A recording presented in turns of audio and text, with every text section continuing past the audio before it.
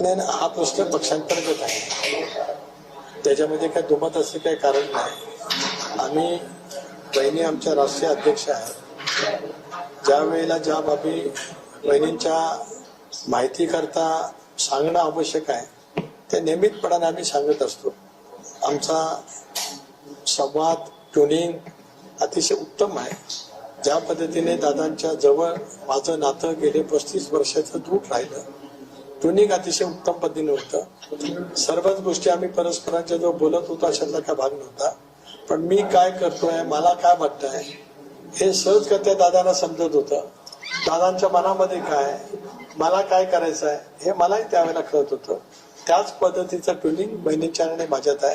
त्यामुळे कुठलाही गैरसमज कोणाच्याही मनामध्ये आणण्याचं काही कारण नाही, उद्भवतच नाही. बोलून घेतलं विचारलं वगैरे हा काय भाग नाही. नियमितपणाने आम्ही भेटत असतो. बोलून घेणं आणि विचारणं हा काय भाग नाही आमच्यात.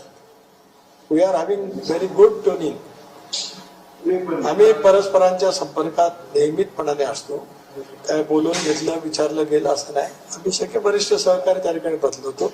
अनेक बाबींच्या वरती चर्चा होती. 2 दिवस पूर्वी सोमवारी सुद्धा आम्ही भेटणार होतो, परंतु बहिणी त्याला बारामतीला गेल्या. बारामतीवरून सुद्धा त्यांचं माझं बोलणं झालेलं होतं.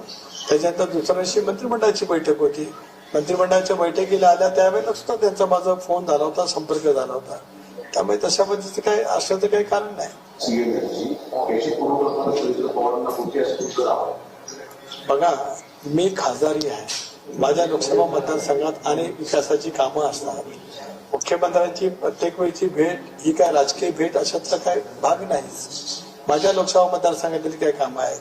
माझी दिल्लीच्या स्तरावरती काही प्रस्ताव राज्य सरकारकडे पाठवायचे आहेत.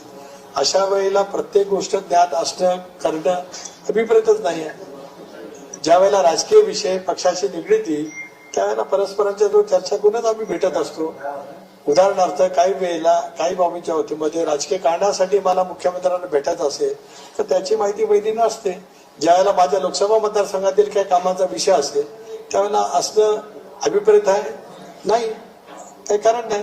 त्याच्यानंतर आम्ही ज्यावेळेला भेटत असतो त्यावेळेला भेटीमागचा तपशील जो आवश्यक असतो तो माझ्याकडनं सांगितला जात असतो. कारण मी पण दीर्घकाळ राजकारणात आहे, मलाही राजशिष्टाचार माहिती आहे. पवार साहेबांनी तर आम्हाला सर्वांना राजशिष्टाचार उत्तम शिकवलेला आहे. त्यामुळे संवाद कसा परस्परांची असावा त्या आमच्या राष्ट्रीय नेते आहेत, राष्ट्रीय अध्यक्ष आहेत, मी प्रदेश अध्यक्ष आहे. दीर्घकाळ वेगवेगळ्या पदांवरती मी काम केलेलं आहे. त्यामुळे एकमेकाचा सन्मान, ट्युनिंग, पक्ष मजबूतीने पुढे उभं करणं या बाबतीमध्ये आम्ही एकमताने काम करत असतो.